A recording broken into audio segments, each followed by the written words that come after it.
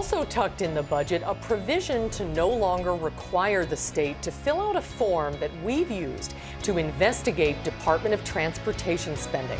News 3 political reporter Jessica Arp is here to explain. Jess? Well, we crunched the numbers on more than 1,000 of these cost-benefit analysis forms earlier this year to tell you that the state had been spending millions outsourcing DOT engineering work. Now a provision put in the state budget says the state doesn't have to fill out these forms anymore.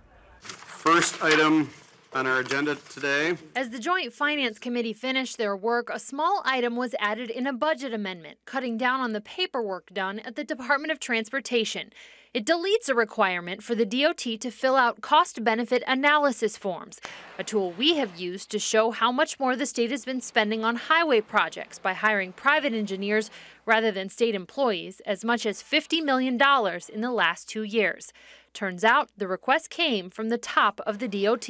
We think that the cost-benefit analysis forms have not been adding the value that maybe they originally were thought to add when they were first created. The forms, also called Act 89 forms, are named after the Assembly bill that required them. Interestingly enough, that bill was written and sponsored by DOT Secretary Mark Gottlieb when he was in the state legislature. I think it didn't work out the way I think we thought it was when we passed the bill, but again, let's think about what was our objective here.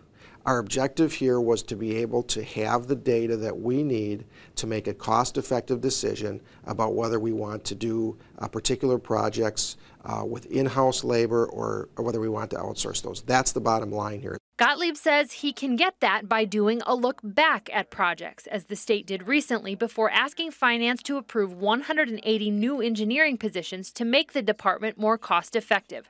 But the State Engineering Association says that's too late. You can't have good government unless they have the public has the ability to look at what they're doing, and not after they did it, but while they're doing it. And that's good for the managers too. It provides some sense of assuredness that they're actually headed down the right path before they make the step. Afterwards, you can second guess yourself, but it's done.